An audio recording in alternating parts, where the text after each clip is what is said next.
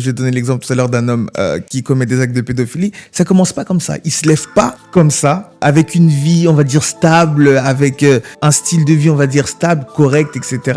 Et d'un coup, ça lui vient comme ça. Non, c'est un processus. Ce n'est pas parce qu'une chose est invisible qu'elle n'existe pas. C'est l'un des grands blocages que les êtres humains ont. Et justement, la science nous l'a démontré. Par exemple, aujourd'hui, si on veut voir des microbes, des atomes, etc., on a le microscope. On emprunte les yeux d'une machine pour avoir accès à des choses qui ne sont pas visibles à l'œil nu. L'esprit, bien qu'il agit, on ne peut pas voir la manière dont il agit ou dont il influence tant qu'il n'est pas en contact avec quelque chose de matériel. Lorsque Dieu a cristallisé sa parole, ça reste sa parole. Donc ça garde son essence et sa nature. Donc c'est pour ça que Jésus a été présenté comme la parole faite chair. Voilà pourquoi il ne peut pas être dissocié de Dieu.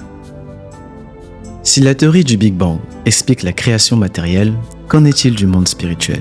Nous percevons tous, à divers degrés, l'existence d'un monde invisible qui semble influencer nos vies. Bien que ce domaine reste un mystère pour beaucoup, certains parviennent à en comprendre les dynamiques et à s'y engager. Mais comment ce monde fonctionne-t-il réellement ? Quel impact exerce-t-il sur notre quotidien ? Et surtout, comment pouvons-nous à notre tour interagir avec lui ? Quel est le véritable rôle des religions ? Que vous soyez croyant, sceptique ou en quête de sens, il est essentiel de se questionner sur cette réalité, où le visible et l'invisible se rencontrent et se complètent. Aujourd'hui, nous vous invitons à découvrir ces vérités profondes et explorer le lien fascinant entre le matériel et l'immatériel, et en quoi Jésus-Christ est-il le centre de cette réalité. Bienvenue sur Brisons les barrières d'Abia Media.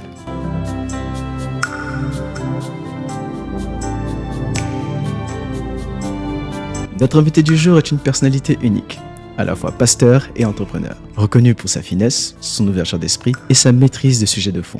Il allie une connaissance intellectuelle à une compréhension profonde du monde spirituel.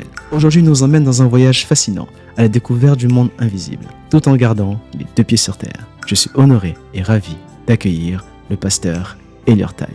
Bonjour pasteur. Bonjour, comment ça va ? Ça va très bien et vous ? Est-ce que vous pouvez vous présenter ? Ok, alors on m'appelle Elior, je m'appelle Elior, on m'appelle Elior Taï généralement. Je suis pasteur, je suis entrepreneur, je suis... comment est-ce que je peux me définir d'autre ? Je pense que c'est les grandes lignes. Je peux peut-être présenter mon parcours ou autre. Oui, votre parcours, vous êtes mentor aussi. Je suis mentor, je suis coach, j'accompagne les porteurs de projets à se lancer. Je suis également auteur, compositeur. Bon, on va s'arrêter là. Il a beaucoup de casquettes. Donc ce sont un peu les grandes lignes qui me définissent, mais on va dire que je suis multicasquette. Voilà. Ok, super. Alors pasteur, aujourd'hui, notre sujet est un sujet qui est peu abordé. Aujourd'hui, on observe que de plus en plus de jeunes, que ce soit même d'adultes, s'intéressent au monde spirituel. À mon sens, nous ne pouvons pas commencer à parler du monde spirituel sans revenir au matériel. Et l'une des grandes théories qui illustre le monde matériel, c'est la théorie du Big Bang. Et j'aimerais vous poser cette question, c'est quelle est l'origine du monde spirituel ? Et quel est son lien avec la science ? Ok, alors c'est une très bonne question. Je pense que je vais rapidement donner quelques définitions pour qu'on puisse être dans un contexte, on va dire, où tout le monde peut se repérer. Alors, il y a plusieurs notions qui ont été abordées.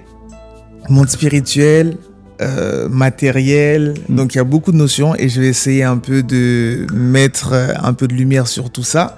Alors, il y a le monde matériel, donc qu'on peut toucher.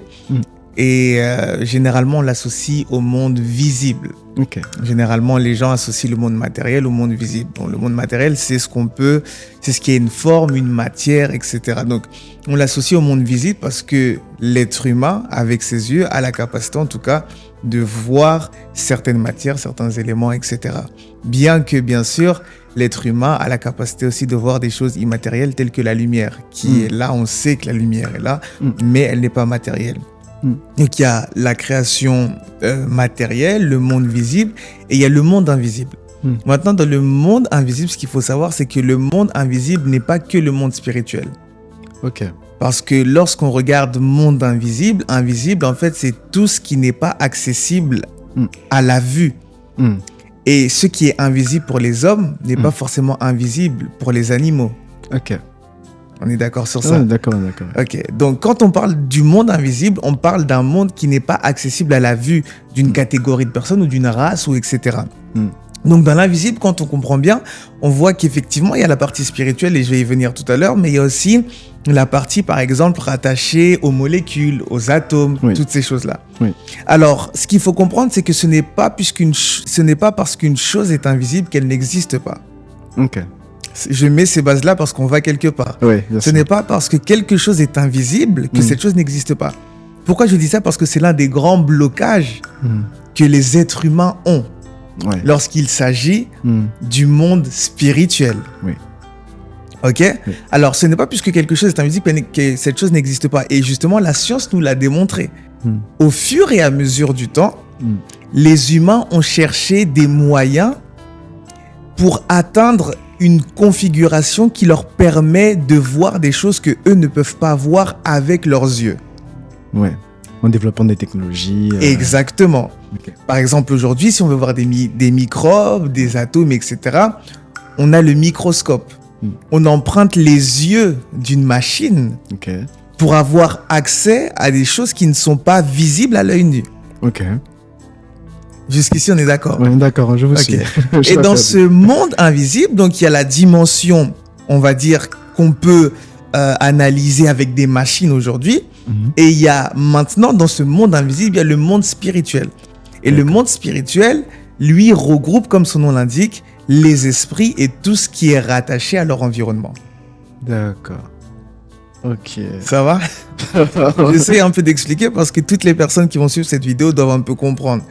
Et pourquoi aussi je dis ces choses? Parce que à l'époque, les microbes faisaient partie d'un monde que les hommes ne connaissaient pas, mais qu'ils ont découvert en grandissant dans la connaissance et en ayant des expériences. Ok. C'est-à-dire que si on prend un être humain peut-être dans les années 300 avant Jésus-Christ, 500, même à l'époque, il n'y avait pas les microscopes. Donc, l'être humain pouvait être malade, mais il ne savait pas qu'il y avait des bactéries qui travaillaient, etc. etc. Et d'ailleurs, il pouvait l'attribuer à tout et à n'importe quoi, finalement, parce qu'il lui manquait la connaissance. C'est vrai. Donc, plus l'être humain avançait, et plus il a développé, et plus il continue même de développer des technologies dans le but de conquérir et d'apprivoiser ce qu'il ne voit pas avec ses yeux, donc ce qui est rattaché au monde invisible. Est-ce que vous êtes en train de dire que la méthode scientifique, finalement, nous permettrait de découvrir en partie le monde spirituel? Alors, toute personne qui pousse ses recherches dans le monde invisible finit par rencontrer le monde spirituel. Ok. Est-ce que vous avez un exemple?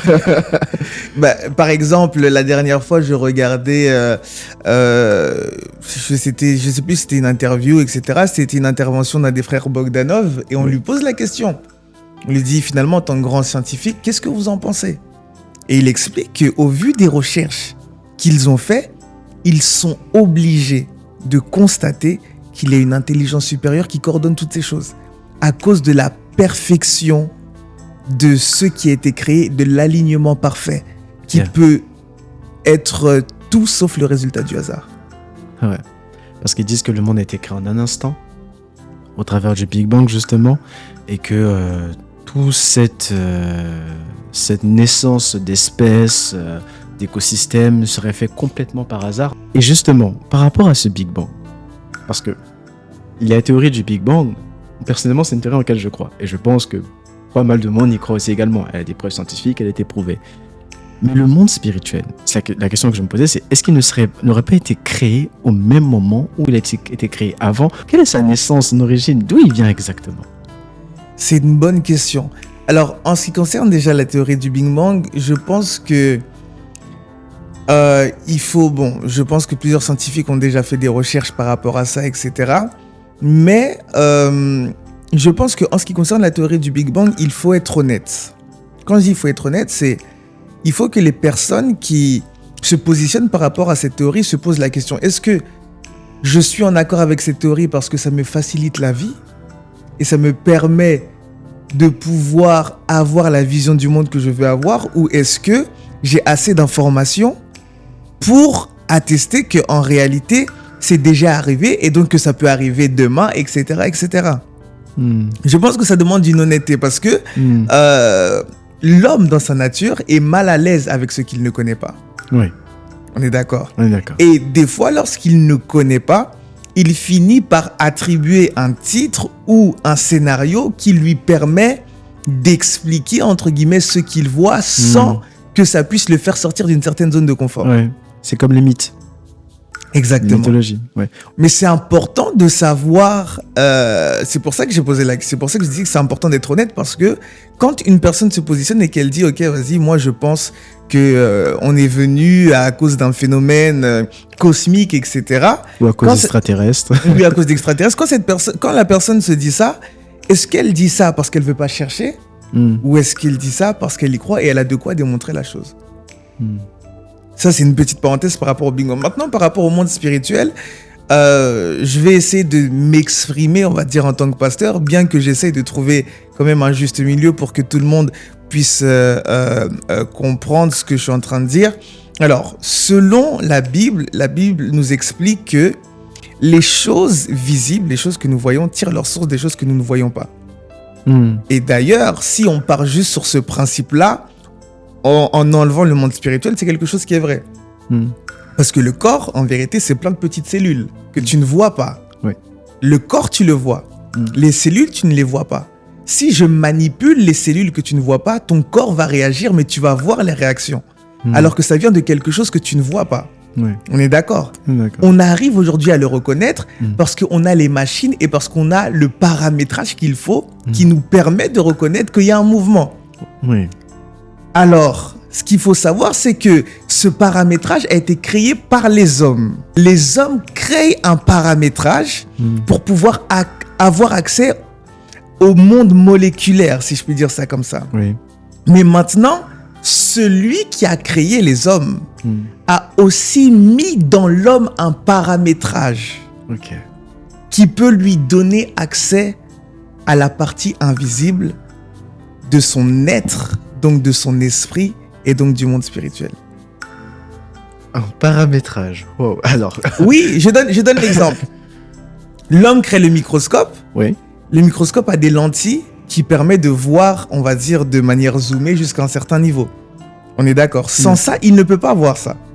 Donc l'intelligence de l'homme le pousse à mettre en place quelque chose qui lui permet de voir quelque chose qu'il ne peut pas voir. Donc l'intelligence de Dieu, c'est aussi de mettre dans l'homme quelque chose qui peut lui permettre de voir ce qu'il ne voit pas, mais il suffit de pouvoir s'aligner.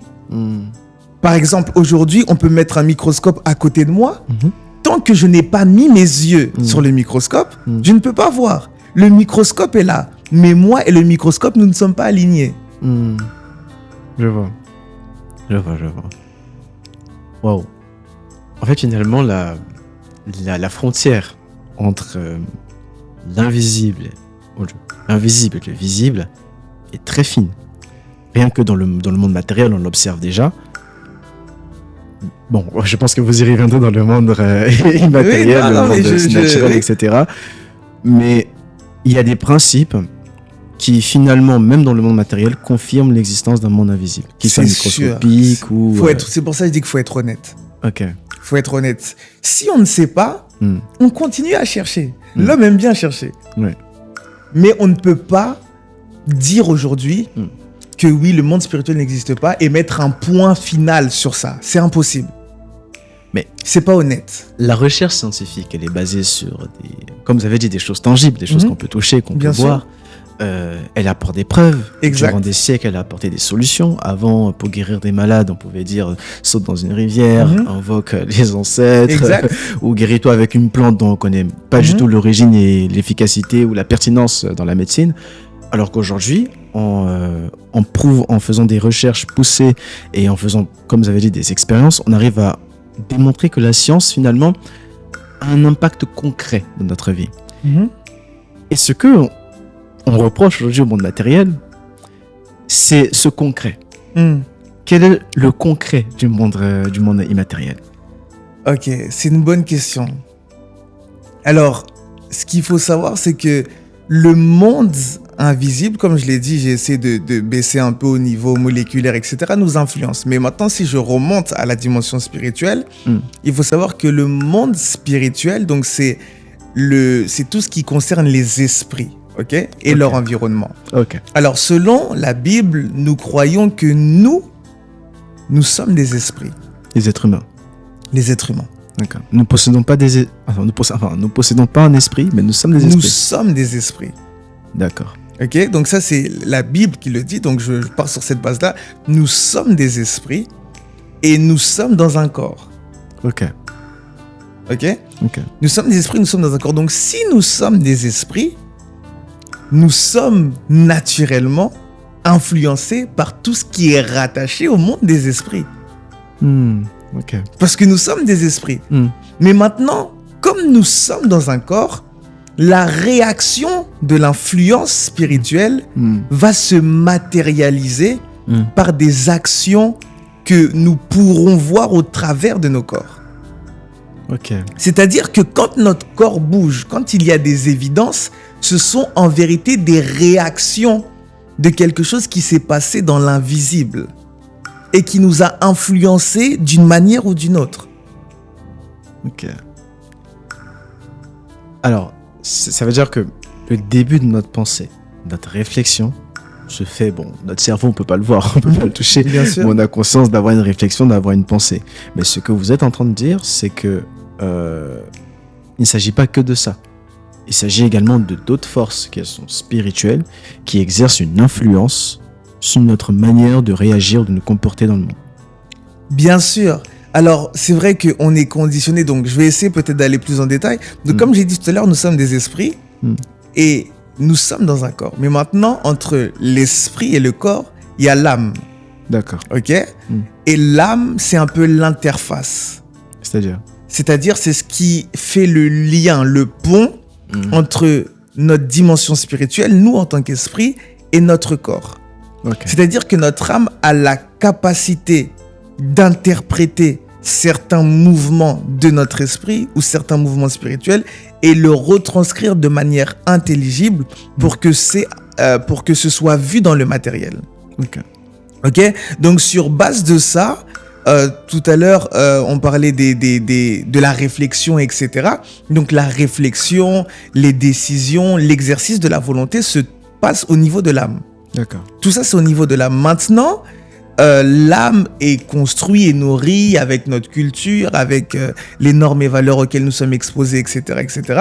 Mais au-delà de ça, il y a la dimension qui influence notre esprit et notre esprit influence aussi notre âme. D'accord. Ça, c'est sûr et certain. Notre esprit influence notre âme. Et notre âme, du coup, dans sa prise de décision, son système de pensée, etc., subira l'influence de ce que l'esprit a subi ou de ce que l'esprit émet. D'accord. Donc finalement, notre âme joue un rôle assez important. C'est-à-dire que c'est elle qui va nous pousser à agir, à poser des actions. Mais puisque nous sommes des esprits, selon ce que vous dites, puisque nous sommes des esprits, ça devrait pas être l'esprit qui nous pousse à agir? Alors, c'est là où on revient à ce qu'on a dit au début. On a parlé du monde visible, du monde invisible, du monde spirituel. Le monde spirituel concerne les esprits. Mais le monde matériel concerne ce qui a de la matière. L'esprit n'a pas de matière. L'esprit n'a pas de matière tangible, en tout cas sur cette terre. L'esprit n'a pas de matière tangible, de sorte à ce qu'un esprit peut marcher devant nous et puis on le voit, on le touche, etc. Non. L'esprit, nous sommes des esprits et nous sommes dans un corps. Donc, l'esprit, bien qu'il agit, on ne peut pas voir la manière dont il agit ou dont il influence tant qu'il n'est pas en contact avec quelque chose de matériel. Je vais donner un exemple. Quand on regarde dans les films, ou même les histoires ou autres, le concept de maison hantée. Qu'est-ce qui donne l'indication à une personne que la maison est hantée? Ce n'est pas les esprits, c'est la manifestation de phénomènes visibles à l'œil nu qu'on associe au mouvement d'esprit. Ok.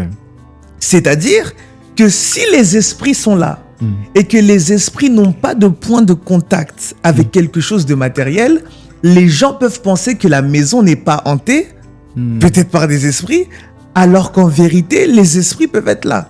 Mais ce qui fait que nous, en tant qu'êtres humains, on arrive à associer ça à un mouvement spirituel, c'est parce qu'on voit des conséquences qui sont présentes dans le monde physique. Ok.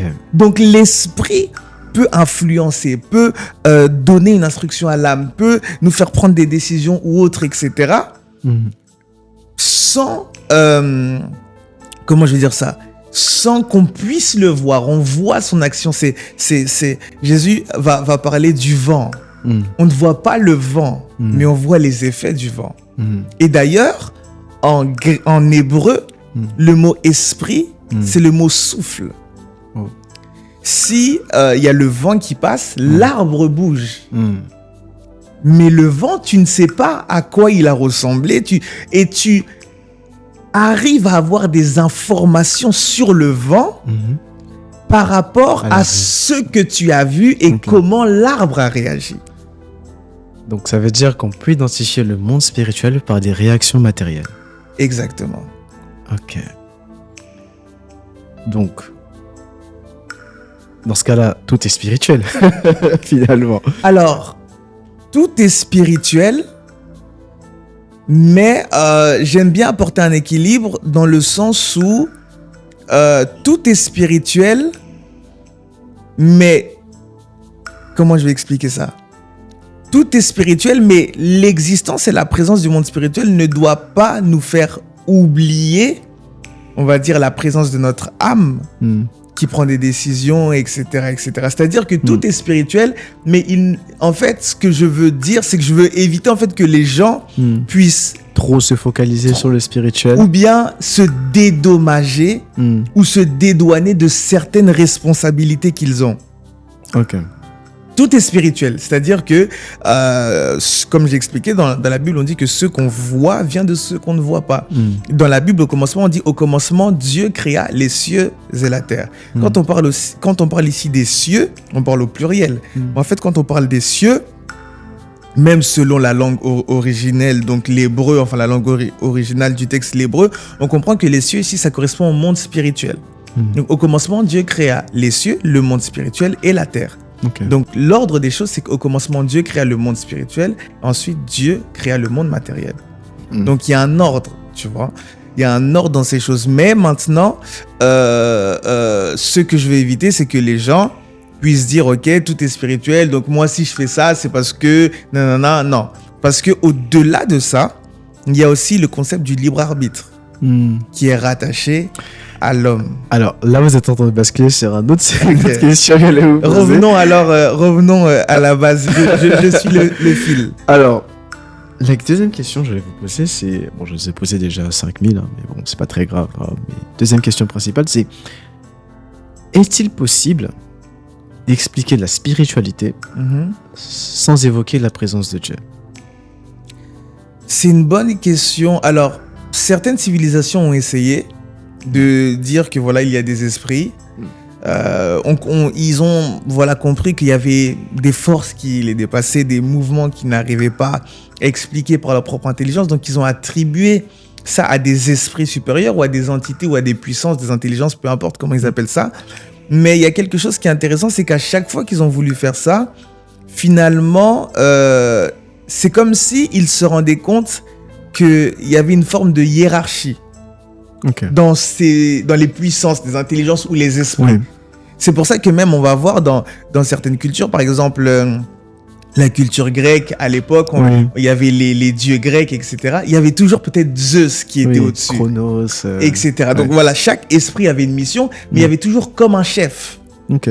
Et en fait, ça montre que quand on parle du monde spirituel, et qu'on cherche, on va dire, à le comprendre, on se rend compte qu'il y a niveau et niveau, qu'il y a comme une classification. Et c'est quelque chose que même les cultures polythéistes faisaient, en fait. C'est-à-dire qu'ils pouvaient dire qu'il y a peut-être 300 dieux, 500 dieux. Comme à Babylone. Comme à Babylone ou comme en Égypte. Il y a tous les dieux, mais il y a Ra qui est là, qui est au-dessus de tout. Et en fait, ça, c'était sans s'en rendre compte. Comment je vais dire ça? C'était sans s'en rendre compte. Comment je vais expliquer ça? C'était une manière, en fait, de dire que le monde spirituel, c'est vrai, il y a beaucoup d'esprit, il y a beaucoup d'influence, mais dans ce monde spirituel, il y a quand même une autorité supérieure. Et du coup, on ne peut pas parler du monde spirituel sans parler d'un chef, d'un leader, d'un Dieu, Dieu des dieux. Oh, wow. Et justement, donc on ne peut pas aborder ce concept de monde spirituel en disant que peut-être tous les esprits sont égaux, etc. Non. En fait, si les cultures polythéistes l'ont fait et les cultures monothéistes, bon, eux, ils sont directs, il y a un seul Dieu, etc. Oui. Mais s'il y a ce concept-là, on doit comprendre que le monde spirituel ne peut pas se conjuguer sans Dieu. Et surtout pour la Bible, pour revenir à la Bible, le monde spirituel vient de Dieu. D'accord. C'est-à-dire que Dieu a créé le monde spirituel. Dans la compréhension que nous avons de Dieu, Dieu est esprit, mais Dieu est, en tant que créateur du monde spirituel, est au-dessus de ce qu'il a créé. Alors, comment j'ai expliqué ça? Au commencement, Dieu créa les cieux et la terre. C'est-à-dire que ici, on voit trois grands, on va dire, je veux dire trois grands environnements, je vais dire ça comme ça. Donc, premièrement, on dit au commencement, Dieu créa les cieux et la terre. Donc, la terre, c'est un environnement, les cieux sont un environnement et Dieu lui-même est un environnement. Ok. Dieu lui-même est un environnement. Parce que la question qu'on doit se poser, c'est que si Dieu crée les cieux et la terre, quand il crée les cieux, il est où? Il est dans son environnement. D'accord. Dieu constitue en lui-même son atmosphère, son environnement et son monde. Ça veut dire que Dieu n'a pas besoin d'un monde pour exister. Il existe par lui-même. Exactement. Mais il crée le monde spirituel et il crée le monde matériel. Maintenant, quand il crée le monde spirituel et le monde matériel, il décide d'interagir avec sa création. Voilà pourquoi on peut le voir interagir dans le monde spirituel. Voilà pourquoi on peut le voir interagir dans le monde matériel. Mais ça ne veut pas dire qu'il appartient à ces catégories. Ce que vous dites me rappelle la thèse évoquée par Olivier Bonassi et Yves Bolloré, qui justement sont les auteurs de La science prouve que Dieu existe. Je ne sais pas si vous avez entendu parler de ce livre. J'ai vu le livre, mais je n'ai pas eu l'occasion de le lire. Il disait que Dieu est en dehors de l'espace, du temps et de la matière. Et de la matière, oui, ok. Ouais. Donc, ça, c'est d'un point de vue matériel. L'espace, le temps. Bon, le temps, on ne peut pas le toucher, mais on peut non pas le contrôler, mais le mesurer. La matière, on la touche, on la voit, etc. Le temps, l'espace, on voit notre environnement, là où on réside, le lieu où on habite, etc. Et en fait, lorsqu'on reprend cette thèse, je trouve qu'elle fait sens avec ce que vous venez de dire. C'est-à-dire que le Dieu aurait créé un monde spirituel, un monde matériel, et dans ces deux mondes, il serait en dehors, vivant finalement dans sa propre réalité. Exactement. Parce que si Dieu rentre soit dans l'espace, soit dans le temps, soit dans la matière, il perd un des attributs de la divinité qui est le fait d'être immuable. C'est-à-dire, si je rentre dans le temps, je m'expose à une transformation et à un changement à cause de l'impact qu'a le temps sur toute chose qui est dans le temps. Est-ce que c'est clair ou pas? C'est très clair, c'est juste que je meurs d'envie de vous poser une question. Elle n'est pas du tout dans le programme, mais elle fait sens. Parce que à l'an 0 de notre ère, il y a un homme qui est apparu sur notre terre en disant être Dieu. Cet homme, c'est Jésus-Christ. Et si on reprend ce que vous venez de dire, que Dieu ne peut pas finalement être dans un monde dans un monde matériel, sinon, ou même spirituel, sinon ça le rendrait ignoble. Comment il peut dire qu'il est Dieu, Jésus-Christ? Est-ce que ça ne contredit pas finalement toute la théologie du christianisme? Et comment peut-on... Enfin, je ne sais même pas comment finir ma question. Okay, je vois la question. Et je vais justement partir sur ce que j'ai dit tout à l'heure. Lorsqu'il crée les cieux et la terre, il entre en interaction avec les deux mondes qu'il a créés. Oui. Il rentre en interaction avec le monde invisible spirituel. Il rentre en interaction avec le monde matériel. Alors, quand il rentre en interaction avec le monde matériel, il le fait de plusieurs manières. Donc, quand on lit la Bible, et même quand on lit d'autres religions, on voit un Dieu qui interagit avec les hommes par des manifestations, ce qu'on appelle surnaturelles, etc., etc. Des révélations. Aussi. Des révélations et tout.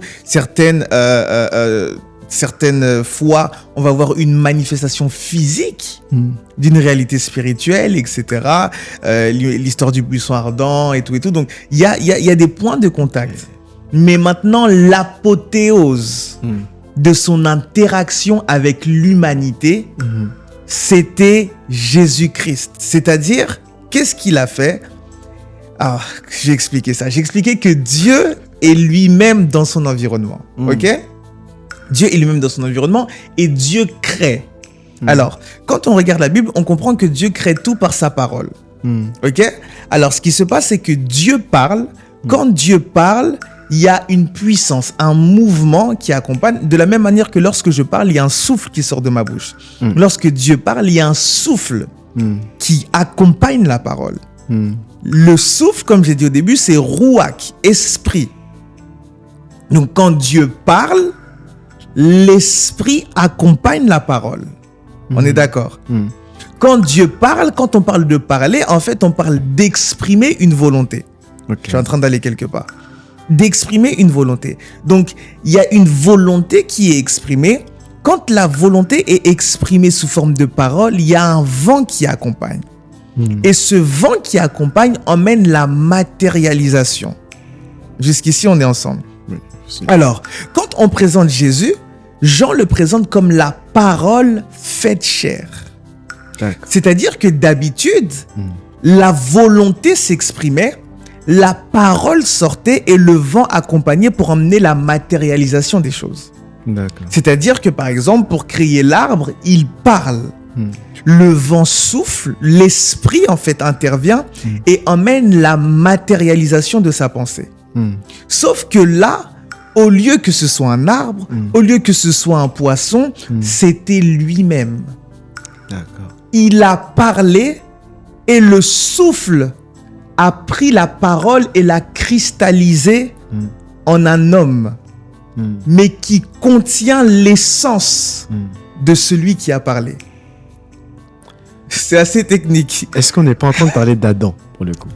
Alors, c'est une bonne question parce que la nuance entre Jésus et Adam fait justement la différence entre ce que je viens de dire et ce que je vais expliquer. Adam, alors la Bible dit que Dieu dit faisons l'homme à notre image, etc. Donc Dieu parle, il envoie la parole revient vers lui et du coup Adam est créé. Mais lorsque Adam est créé, la Bible dit dans Genèse chapitre 2 que Dieu va prendre Adam et il va le former avec la poussière de la terre.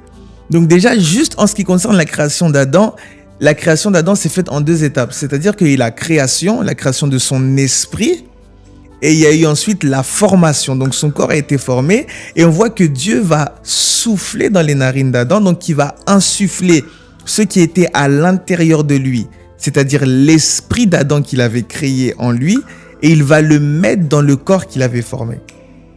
Okay? Une fois que le corps est formé, la Bible dit que Adam devint une âme vivante.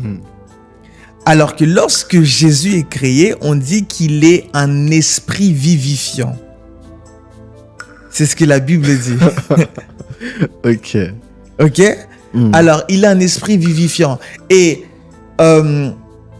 lorsque... comment j'ai expliqué ça?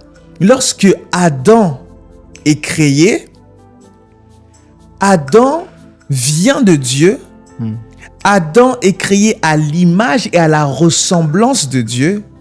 Mais Adam ne fait pas partie du conseil de la divinité, n'a pas ce statut-là de Dieu comme le Dieu créateur et le Dieu qui est dans son environnement.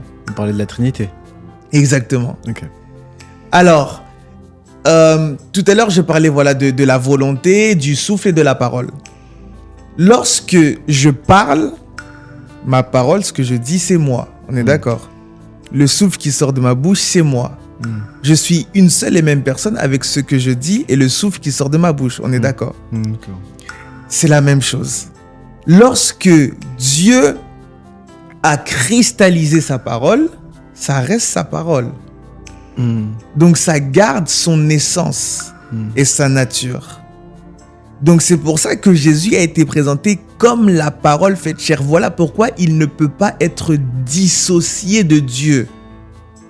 Parce que finalement, c'est la même personne. C'est la parole de Dieu qui a pris une forme matérielle pour pouvoir interagir avec les hommes. Waouh. Alors, toutes ces choses, intellectuellement, peuvent paraître, on va dire, comment je veux dire ça, difficiles à comprendre ou autre, etc. Un manque de rationalité. Oui. De preuves scientifiques. Exactement. Voilà pourquoi, au début de l'émission, je parlais du paramétrage. C'est que cette réalité, tu ne la comprends pas avec un microscope. Cette réalité, tu la comprends avec ton esprit. J'ai expliqué tout à l'heure que les hommes ont créé un instrument, ils ont mis en place quelque chose pour pouvoir atteindre un certain paramétrage afin d'avoir accès à une certaine connaissance, certaines informations et comprendre ces choses. Et j'ai expliqué que Dieu qui a créé l'homme a mis aussi en place ce système-là à l'intérieur de l'homme, dans son cœur, dans son esprit, ce qui fait en sorte que, ce genre de choses, comment on va dire ça, ce genre de choses, pour les comprendre, pour les saisir, il nous faut notre microscope, si je peux dire ça comme ça, notre outil spirituel qui est notre cœur. Et c'est là où les gens, des fois, on va dire, se mélangent les pinceaux parce qu'ils veulent comprendre Dieu avec leur intelligence. Uniquement.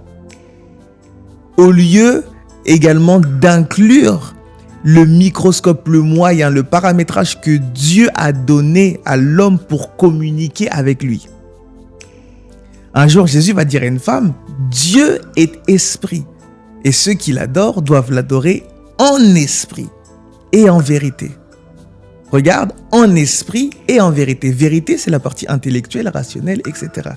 Mais pour toucher le en vérité, il faut rentrer par le en esprit. Mais pourquoi nous avons... En fait, vous rentrez dans les questions que je vais poser avant même qu'on y soit. J'ai plusieurs questions, mais la première, avant que nous passions à la deuxième partie, on va essayer d'aller assez rapidement, c'est pourquoi avons-nous une telle mauvaise... Comment expliquer ça? Pourquoi avons-nous une si mauvaise connaissance de notre esprit? Pourquoi finalement on est... le monde est matériel, on s'appuie sur ce que l'on voit, c'est normal. On est comme ça, on grandit comme ça, on est éduqué comme ça. La société dans laquelle on vit est les matérialistes. Mais les informations que vous donnez aujourd'hui, vous nous dites qu'elles sont compréhensibles que spirituellement. Ma question donc est, comment se fait-il que nous n'ayons pas un esprit suffisamment aiguisé, suffisamment... je sais même pas quel langage utiliser pour l'esprit, mais intellectuellement éveillé pour comprendre toutes ces choses. Vous avez parlé de notre outil spirituel qui est notre cœur. Et je voulais savoir en fait comment pourrons-nous grandir spirituellement, avoir un impact dans le monde spirituel et comment pouvons-nous appréhender le monde spirituel? Ok, c'est une bonne question. Alors, ce qu'il faut savoir, c'est que, comme j'ai dit, cet outil, Dieu nous l'a donné Et cet outil nous permettait d'avoir une connexion avec Dieu, nous permet d'avoir une connexion avec Dieu, d'être en relation avec lui et donc avec le monde spirituel. Il y a plusieurs choses qui nous empêchent de pouvoir saisir pleinement, on va dire, ce qu'il a mis en nous et cette capacité-là à être en contact avec le monde spirituel. Premièrement, c'est à cause de ce qu'on appelle la chute de l'homme. Okay. La chute de l'homme a eu plusieurs conséquences et l'une des conséquences de la chute de l'homme, c'est de petit à petit, avec le temps, le déconnecter d'une autre réalité à laquelle il avait accès pour augmenter sa conscience de ce qu'il voit. Vous faites référence au Jardin d'Éden ? Exactement. Okay. Donc, lorsque la Bible dit que Adam et Ève ont péché, ils sont sortis du Jardin d'Éden et ils ont commencé à être exposés à une réalité. Comment je vais expliquer ça ? En fait, le Jardin d'Éden, c'était un lieu d'équilibre parfait entre les deux réalités. Okay. En sortant du Jardin d'Éden, ils se retrouvent dans un environnement où la réalité principale qu'ils rencontrent, c'est la réalité du monde matériel. Voilà pourquoi jusqu'aujourd'hui, les gens peuvent dire où est le Jardin d'Éden, mais ne savent pas où est la porte d'entrée. Et ne savent pas le localiser. Exactement. Pourquoi ? Parce qu'il y avait une dimension matérielle et une dimension spirituelle. Ils savent dans quelle zone le jardin était à cause des informations qui sont données, mais ils ne savent pas à quoi il ressemblait ni comment y entrer. Parce que le Jardin d'Éden était aussi l'association parfaite et l'équilibre parfait entre les deux réalités. Lorsque l'homme sort de cette réalité, l'homme a cette capacité de s'accoutumer, de s'habituer. Alors, il développe sa conscience par rapport au monde avec lequel il est le plus en interaction et il construit à partir de là. Il fait tout à partir de là. Donc, c'est pour ça que Dieu vient sur la terre par des révélations, des interventions surnaturelles pour rappeler à l'homme qu'il y a une autre réalité qui est rattachée à lui. Et cette réalité-là, vous allez voir que, bizarrement, à chaque fois que cette réalité entre en jeu dans le monde matériel, elle suscite l'attention de l'homme. Pourquoi ? Parce que c'est quelque chose qui est à l'intérieur de lui. Lorsqu'il voit quelque chose qui le dépasse, quelque chose de surnaturel et de spirituel, la dimension spirituelle qui est en lui se réveille. Parce que cette dimension-là, comment je veux dire ça comme ça ? Comment je veux dire ça ? Cette dimension se réveille parce que l'âme voit finalement que cette dimension est là. C'est comme un rappel en fait, c'est comme un aimant. Il y a comme quelque chose qui se passe lorsque l'homme est exposé au monde spirituel. Mais malheureusement, à cause déjà du fait qu'on soit dans un corps et à cause de cette réalité qui a été perdue, on passe de moins en moins de temps. Et donc, qui dit de moins en moins de temps, dit qu'on a de plus en plus de mal à éveiller notre conscience par rapport à ça. Et c'est l'une des raisons également pour lesquelles Jésus est venu sur la terre. Il a dit « Je suis le chemin, la vérité et la vie ». C'est pour ça qu'il a aussi posé ce genre de discours. Et quand il est venu sur la terre, son objectif était également de nous réconcilier avec Dieu, donc nous réconcilier aussi avec le monde spirituel. Parce que ce qu'il faut savoir, c'est que lorsque nous avons quitté le Jardin d'Éden, nous avons quitté, c'est vrai, cette double réalité, mais au-delà de ça, notre esprit et l'esprit de Dieu ont eu à être séparés. Il y a eu une cassure entre l'esprit de l'homme et l'esprit de Dieu. Or, l'homme tire sa source de Dieu. Donc, cette cassure-là a emmené en fait ce qu'on appelle la mort. Quand Dieu va s'adresser à Adam et Ève, il va dire « Si vous mangez de ce fruit, vous allez mourir. » Mais quand ils ont mangé, ils ne sont pas morts. Physiquement parlant. Mais Dieu ne ment pas. Donc, s'ils ne sont pas morts physiquement parlant, où est-ce qu'ils sont morts ? Spirituellement parlant. Et la mort spirituelle n'est pas l'absence d'activité spirituelle. La mort spirituelle est l'absence de connexion avec la source de vie. Donc Jésus vient pour ramener ce contact. Il ne vient plus sous forme de manifestation, sous forme de signe, sous forme de révélation. Il vient sous le format que l'homme connaît et avec lequel il peut s'identifier le plus. Et il vient montrer le chemin et il vient également faire un acte de rachat. Mais ça, c'est quelque chose de technique. Alors on va partir un enseignement. On passera un enseignement, mais il vient montrer un chemin. Okay. Et il vient nous réconcilier avec cette dimension. Voilà pourquoi toutes les personnes qui prennent la décision de croire en Jésus-Christ et en ce qu'il a fait, ont accès à la vie. Alors quand il dit ceux qui croient en moi auront la vie, qu'est-ce que ça veut dire? On vit déjà. Donc si on repart sur le même modèle que j'ai expliqué au début de la mort, si on parle de la vie, c'est qu'on parle d'une reconnexion avec Dieu. Et donc, une reconnexion aussi avec le monde spirituel sous le standard de Dieu. Parce que sûrement, il y en a qui vont me poser la question, il y en a qui ne croient pas en Dieu, etc., mais qui ont accès au monde spirituel. Effectivement. C'est pour ça que j'ai expliqué que la mort spirituelle, ce n'est pas l'absence d'activité spirituelle, mais c'est l'absence de connexion avec la source de vie qui est Dieu. On va y revenir à ces activités spirituelles. Ok. Sous le mandat de Dieu ou non sous l'autorisation, le mandat de Dieu. Nous allons passer à la seconde partie. On va avoir l'occasion de revenir sur tous ces sujets. La seconde partie concerne la spiritualité et la psychologie. Ok. Parce qu'en effet, durant mes recherches sur le monde spirituel, j'ai de nombreuses fois observé qu'il y avait un véritable lien entre la spiritualité et la psychologie. C'est-à-dire que sans qu'on arrive à le voir physiquement, sans qu'on arrive à le prouver, à le toucher, on est influencé par des événements spirituels, par soit notre propre imagination, donc via des hallucinations, par de la consommation de drogue ou d'alcool, ou on est influencé par, comme vous disiez tout à l'heure, des forces surnaturelles. Et je voulais savoir, parce que la psychologie est un domaine qu'on ne peut pas toucher, même bien qu'on ait conscience de son impact sur notre vie, sur notre pensée, etc. Je me suis dit, est-ce qu'il n'y aurait pas finalement un lien entre la psychologie, donc notre système de pensée, notre manière de voir les choses, de le comprendre et interagir avec, et le monde spirituel? Ok, c'est une très bonne question. Je pense qu'il y a un lien et même je pense que beaucoup... Bon, je vais nuancer mon propos parce que c'est vrai qu'il y a une catégorie de psychologues qui veulent nier l'existence de Dieu. Je crois que Freud en faisait partie, où il essayait en fait de tout expliquer, etc. Mais il y a d'autres psychologues qui reconnaissent qu'effectivement, il y a un monde spirituel. Parce que dans cette dimension de psychologie, d'étudier les mécanismes, etc., ils se rendent compte qu'il y a quelque chose qui dépasse, on va dire, les facteurs connus, qui dépasse les données scientifiques, mais qui a un caractère aléatoire, entre guillemets, qui est en fait la manifestation du monde spirituel.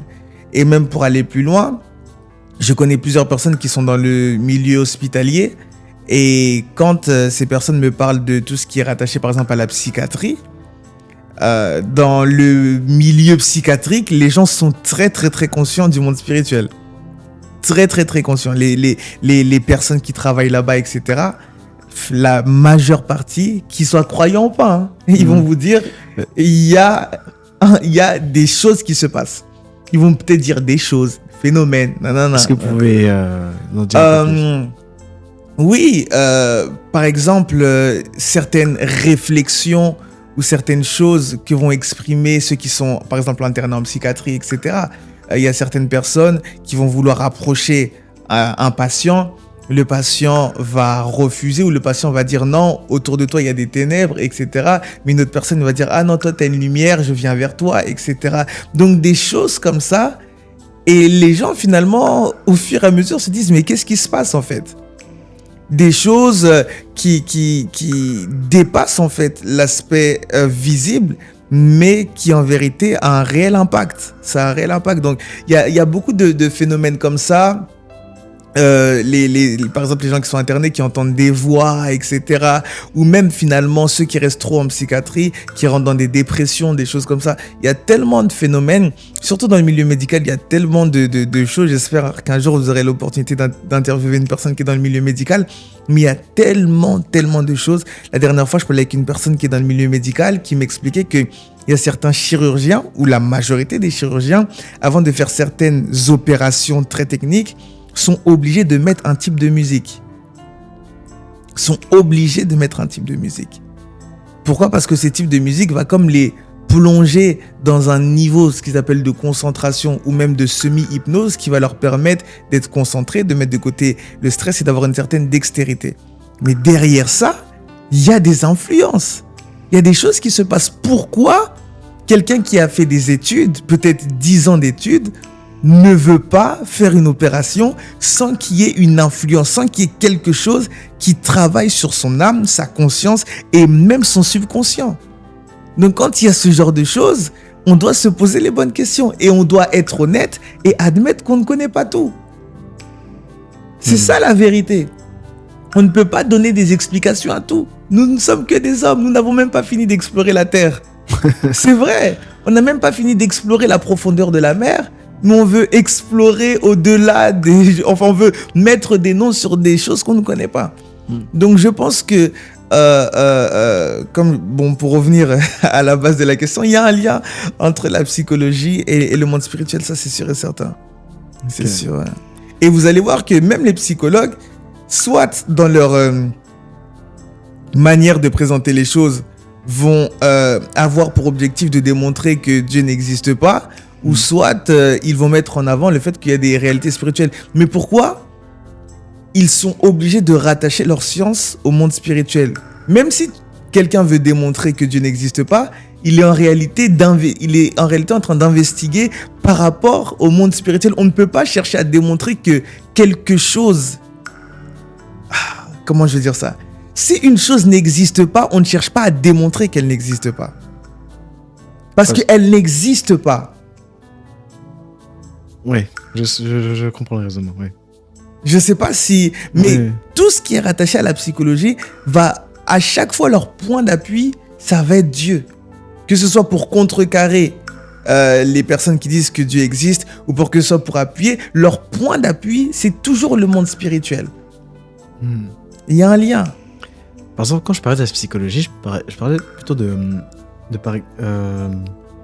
vous savez, lorsqu'on est dans une situation particulière qui demande une certaine rationalité, intelligence, pour ne pas dire sagesse, ou lorsque certaines personnes ont des comportements odieux, je pense notamment à la pédophilie, je pense notamment également aux violences et à toutes sortes de comportements extrêmes qui suscitent le scandale. Et ma question vraiment elle s'orientait à ce niveau-là. Okay. Est-ce qu'il n'y a pas... Est-ce que est-ce que ces personnes qui commettent ces actes sont totalement conscientes d'elles-mêmes et donc du coup, elles révèlent ce qu'il y a de plus noir en l'être humain, ou est-ce qu'elles sont influencées par des forces surnaturelles qui les dépassent? Ça, c'est une bonne question. Alors, ça me fait revenir à quelque chose que j'ai dit tout à l'heure. Tout est spirituel, mais la responsabilité de ce qui se passe sur la terre est rattachée à l'homme. Je m'explique. La Bible dit que les cieux sont les cieux de l'Éternel, mais la terre, il la confie au Fils de l'homme. C'est-à-dire que le monde spirituel est le domaine de Dieu, mais le domaine matériel est le domaine de l'homme. En grosso modo. Alors, quand nous comprenons ces choses, nous comprenons que la gestion de ce qui se passe sur la terre est rattachée aux décisions, aux accès, au refus ou au refus des hommes qui sont sur la terre. C'est-à-dire que même quand le monde spirituel bouge et que le monde spirituel veut agir sur la terre, il est obligé de passer par un homme. Ok. Donc, quand on comprend ces choses, je vais revenir à la question. Quand on comprend ces choses, on comprend qu'il y a le libre arbitre de l'homme qui intervient dans la régulation des activités spirituelles sur la terre. Alors, pourquoi je dis ça? Parce que lorsqu'on parle par exemple des comportements qui sont extrêmes, pédophilie, violence, etc., etc., il y a plusieurs explications par rapport à ça. Pour ne pas mettre une seule explication, il y a plusieurs explications. Alors, il y a plusieurs explications qu'on peut expliquer, que la psychologie essaie d'expliquer, etc., les traumas, etc. Exactement. Donc, il y a cette dimension, mais à partir du moment où on atteint les extrêmes, à partir du moment où on atteint le inhumain, c'est qu'il y a un esprit qui intervient. Inhumain. Alors, Ça peut commencer par un trauma. Mhm. Ça peut commencer par une pensée. Ça peut commencer par la noirceur de l'âme de la personne. Mais maintenant, le truc, c'est que son état est, sans qu'il puisse s'en rendre compte, un accès ou un message qu'il envoie dans le monde spirituel. Je m'explique. Une personne qui décide de garder la colère dans son cœur est en train de lancer une invitation à un esprit de colère. C'est-à-dire qu'une personne peut être colérique de base à cause de comment la personne a grandi, etc., des frustrations, etc. Donc ça, il n'y a pas de problème. Elle peut commettre des actes de colère. S'énerver, renverser un vase, bref. Mais le truc, c'est que si cette personne cultive cet état d'esprit, et ben cet état d'esprit finira par attirer un esprit qui reconnaît dans cet état d'esprit une porte d'entrée et un point de contact pour pouvoir influencer la personne et pousser la personne à rentrer dans l'inhumain. Et c'est là où la personne qui, par colère, à cause, au lieu de renverser un vase, va lever la main sur une personne, va prendre un couteau, va faire des choses. On se dit, mais comment est-ce que la personne a pensé à ça? Il y avait peut-être un point de contact. Il y avait peut-être quelque chose. Mais quand on rentre dans l'inhumain, c'est que quelque chose qui dépasse l'humain est intervenu. Alors, ça rejoint beaucoup d'événements que nous vivons sur la Terre, ou même dans notre quotidien, beaucoup d'événements que nous vivons dans notre quotidien. Je prends par exemple un cas simple. On va essayer de le décrypter, de voir un peu à quoi ça correspond spirituellement.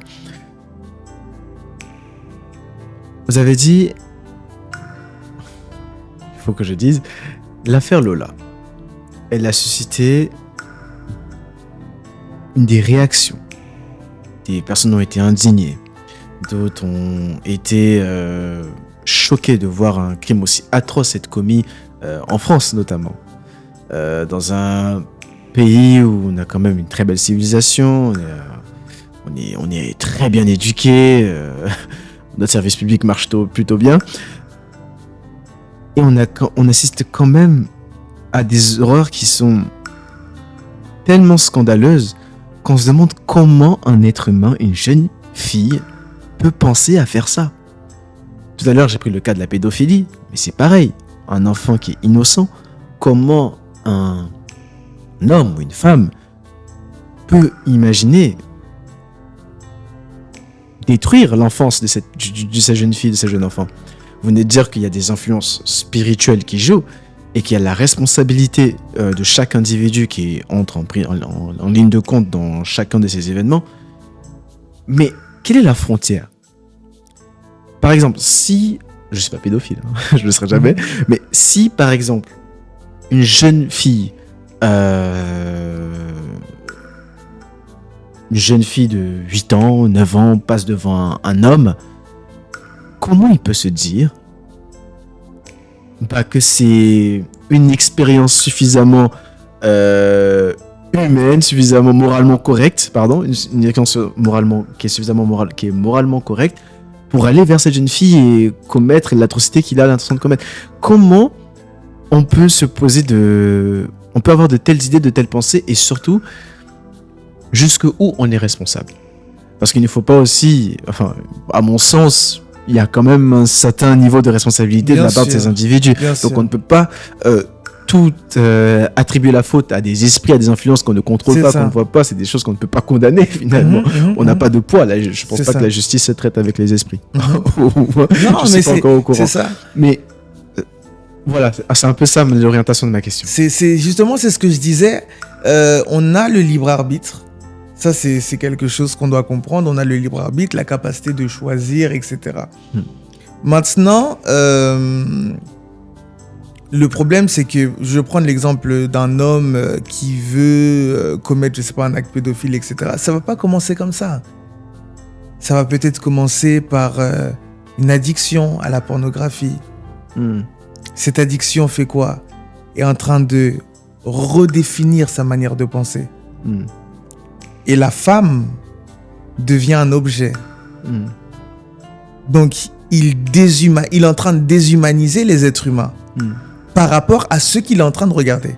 Ce qu'il est en train de regarder, il le fait, entre guillemets, sur base de son libre arbitre. Parce que là, après, c'est un autre sous-thème. Parce que le problème, c'est que...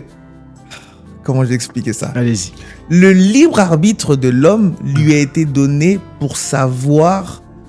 Ok, je vais essayer de le reformuler. Le libre arbitre de l'homme lui a été donné afin qu'il choisisse sous qui il va mettre son libre arbitre. Donc, il n'est pas vraiment libre. Il a la liberté de choisir. Ok. De choisir sous qui, sous quel gouvernement, sous quel maître il va se mettre. Ok. Donc, en fait, quand Dieu donne le libre arbitre à l'homme, ce que Dieu veut dans sa pensée, c'est que l'homme utilise son libre arbitre au service de la volonté de Dieu. Parce que le libre arbitre de l'homme, c'est pour choisir sous quel maître il va se positionner. Ok. Alors, pourquoi je dis ça ? Parce qu'une personne va dire oui, je suis libre. Je fais ce que je veux. J'ai le libre arbitre de regarder, par exemple, un film pornographique. La personne va commencer. Une fois, deux fois, mais bizarrement, quand on va dire à la personne arrête, elle n'arrivera plus à arrêter. Alors, est-ce qu'elle est vraiment libre ?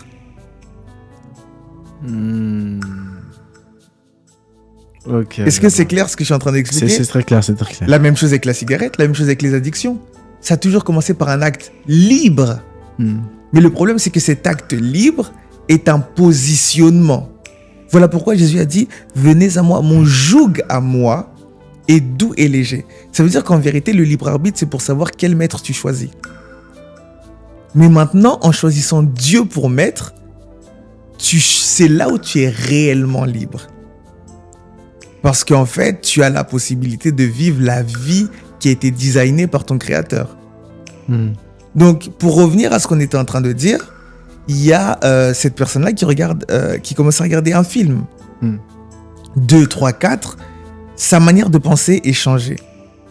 Il ne voit plus les femmes comme des femmes, il les voit comme des objets. Ça commence comme ça.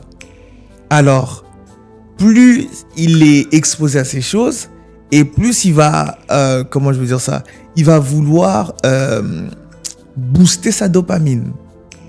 Chercher des sensations, des choses peut-être qu'il n'avait pas l'habitude de voir, etc. Et des expériences. Des expériences et tout. Et en fait, ça, c'est avec le libre arbitre. Ça, c'est l'être humain par rapport à ses responsabilités. Donc déjà, sa disposition n'est pas déjà bonne. Sa disposition n'est pas bonne par rapport déjà à tout ce qu'il est en train de faire. Maintenant, cette disposition peut le pousser à poser des actes. Ça, on est d'accord sur ça. Cette disposition peut le pousser à poser des actes. Il peut poser un acte, 2 actes, etc. Des choses déjà qui ne sont pas, on va dire, du commun des êtres humains normaux, etc. Maintenant, comme je disais tout à l'heure, ces actes et sa manière de penser, sa manière de faire sont aussi des messages dans le monde spirituel et des points d'accès. Des points de contact pour certains esprits. Donc, notre comportement, notre système de pensée, les choses qui influencent les choses par lesquelles nous laissons influencer notre quotidien sont des langages et des messages envoyés au monde spirituel. Bien sûr.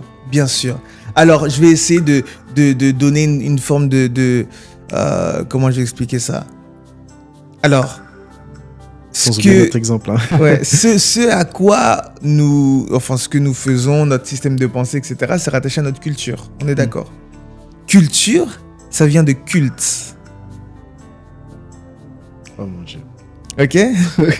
Et culte, quand on parle de culte, on parle d'activités qui sont exercées en faveur d'une divinité. Donc, ce qui se passe dans le monde spirituel, c'est qu'un esprit, pour s'installer sur un territoire, qu'est-ce qu'il fait ? Il rentre dans la culture. C'est pour ça qu'on va voir des manifestations sur la terre, des choses qui se font aujourd'hui qui ne se faisaient pas avant. Et quand on va voir la culture qu'il y a aujourd'hui et la culture qu'il y avait avant, il y a une grande différence. Pourquoi ? Parce que la culture, c'est un des points d'entrée d'un esprit, parce que la culture permet à l'esprit d'avoir une influence. Donc, quand une personne est en train d'avoir un système de pensée et de poser des actions, elle rentre dans une culture. Et cette culture peut être un culte, un message qu'elle envoie à un esprit. Donc, l'esprit, s'il le veut, il peut sponsoriser ça. Donc, il peut utiliser ce point de contact pour pouvoir rentrer, agir et avoir une influence dans le matériel. Parce que dans le monde spirituel, il y a aussi cette volonté de conquête du monde matériel. Mais ça encore, c'est autre chose. C'est un autre sujet. Ouais. Mais pour revenir à l'exemple, on va revenir à l'exemple. Oui. Voilà, que ce soit l'affaire Lola, que ce soit, on prend l'exemple, je vais donner l'exemple tout à l'heure d'un homme qui commet des actes de pédophilie. Ça commence pas comme ça. Il se lève pas comme ça, avec une vie, on va dire, stable, avec un style de vie, on va dire, stable, correct, etc. Et d'un coup, ça lui vient comme ça. Non. C'est un processus. C'est un système de pensée qui est transformé. Sa manière de voir les choses qui est transformée, qui est changée, etc. Aujourd'hui, on parle de l'hypersexualisation de la société. Toutes ces choses-là, en fait. Donc, il y a tout un système qui vient remodeler sa vision des choses. Et sa vision des choses le pousse à faire ou à ne pas faire certaines choses, parce que ta vision des choses influence tes décisions. Parce que tes décisions, tu les prends sur base d'informations. Donc, c'est-à-dire que quand lui, il regarde l'enfant, sa vision des choses lui donne d'autres informations. Et donc, le pousse dans son processus de décision qui fait peser le pour et le contre à prendre une décision, mais par rapport aux informations et à la vision des choses qu'il a. C'est-à-dire que quand il voit l'enfant, si son système ne considère pas l'enfant comme enfant, Oui. dans sa prise de décision, quand il pèse le pour et le contre, il ne voit pas la gravité de la chose. Mon Dieu. Parce que l'enfant n'est plus enfant à cause de comment il a été remodelé dans son système de pensée. La vie d'un être humain n'est plus une vie. Donc, je peux prendre un couteau, je peux planter. C'est pas un humain que je plante.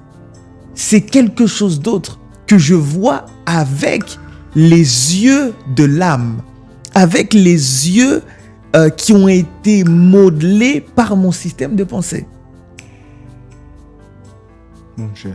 Donc en fait, c'est terrible. C'est terrible parce que, en fait, on peut en tirer plusieurs conclusions de ce que vous venez de dire. On peut en tirer de multiples conclusions. La première est que les informations que nous recevons du monde matériel influencent notre culture, notre système de pensée, notre manière de voir les choses. Et sur la base d'un ordre moral, sans évoquer la présence de Dieu, est-ce que Dieu existe, est-ce que Dieu n'existe pas, ça c'est encore un autre sujet, une autre question que nous avons déjà traité avec Abia. Mais en fonction des informations que nous recevons et de la moralité que nous avons, nous faisons des choix, nous prenons des décisions. Ces choix, ces décisions peuvent être des langages, peuvent être des indications, des orientations, des informations qu'on donne à un monde surnaturel qui, lui, par ces informations, va venir exercer une influence sur nous. Oui, en fait, ça lui donne le droit d'exercer.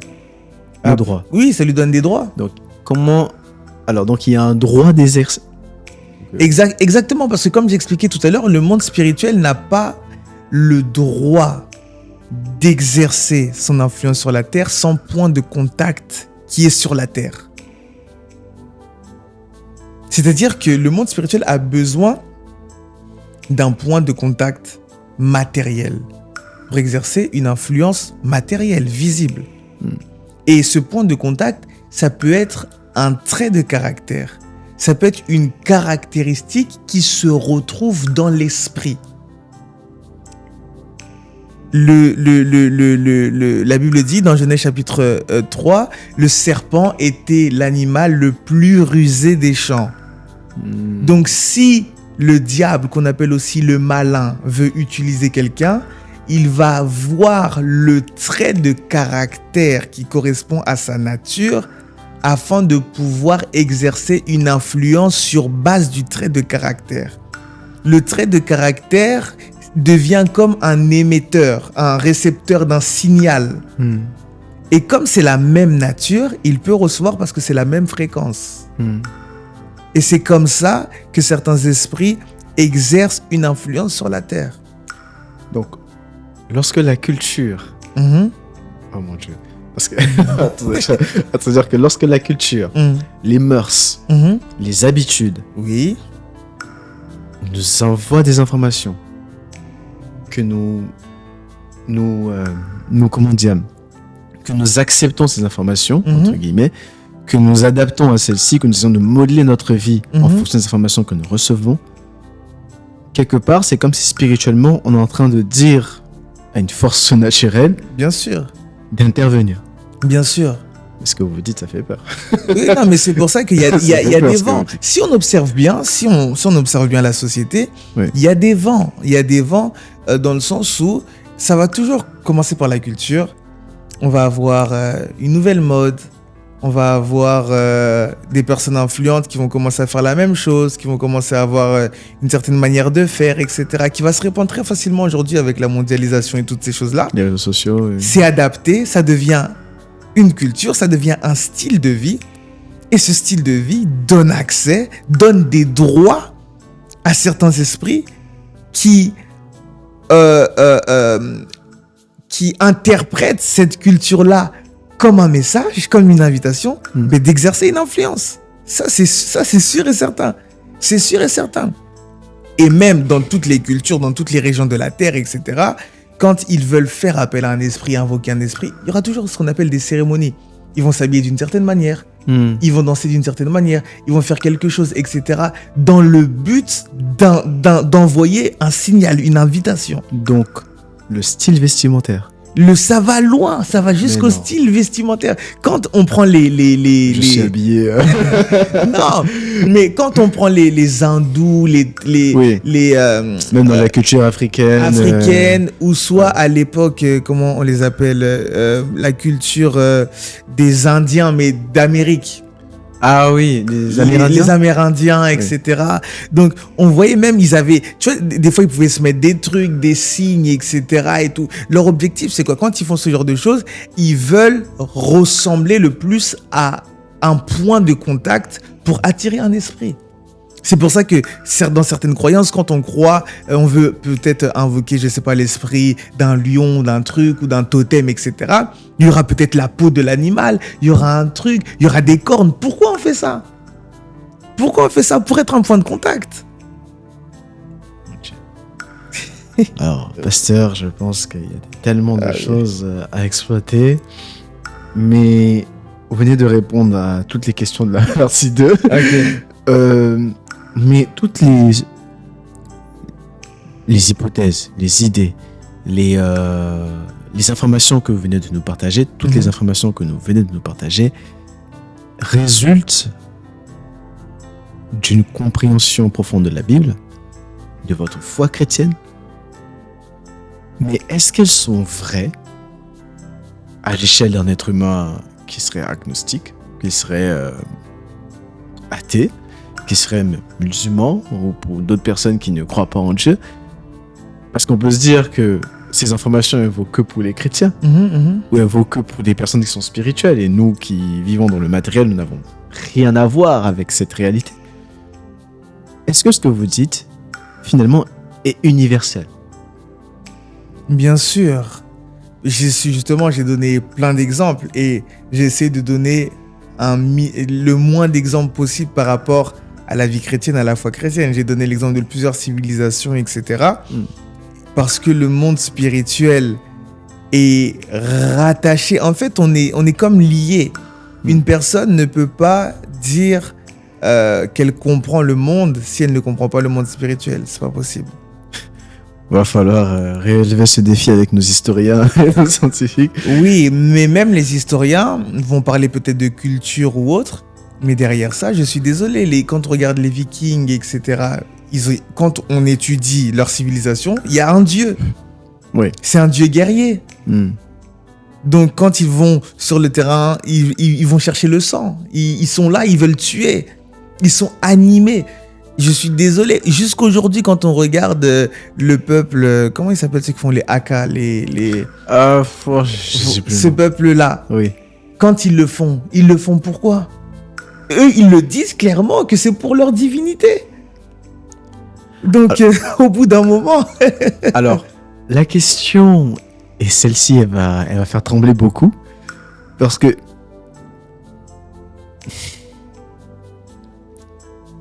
vous dites, enfin, les 3 religions monothéistes disent une chose. Mhm, Il n'y a qu'un seul Dieu. mhm. Pour les musulmans, c'est Allah. Pour les juifs, c'est l'Éternel. Pour les chrétiens, c'est Jésus-Christ. Mhm. Vous, vous dites qu'effectivement, il n'y a qu'un seul Dieu, mais il y a quand même plusieurs divinités. Ah. Donc, qu'est-ce que c'est en dire? C'est-à-dire qu'il y a des esprits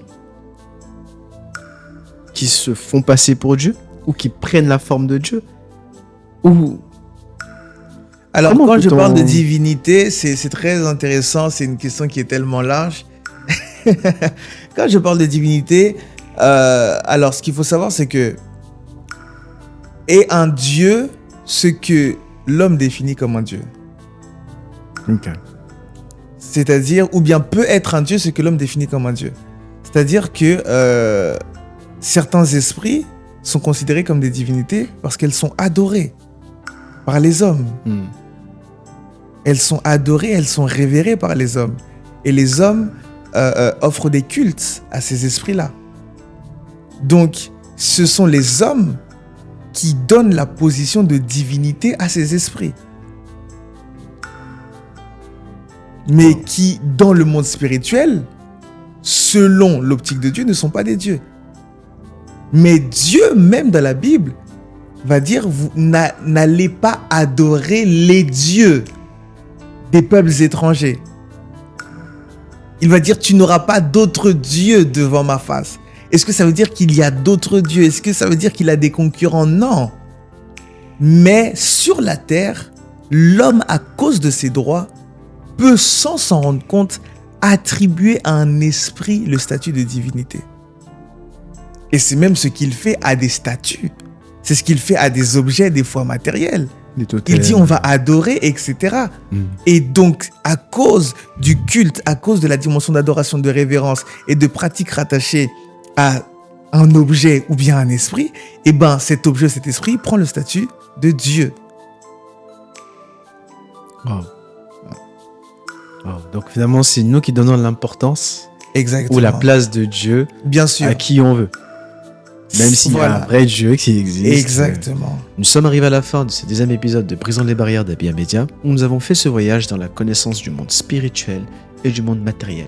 Nous espérons que cet épisode vous a plu. Si vous a plu, partagez-le à vos proches, à vos amis, à des personnes qui se questionnent sur les sujets que nous venons d'évoquer. Et si vous aimez notre chaîne, n'hésitez pas à vous abonner, à liker et également à nous suivre sur Instagram, sur TikTok, où nous partageons d'autres types de contenus. Je vous remercie pour votre attention et on se dit à bientôt pour un prochain épisode de Brisons les barrières.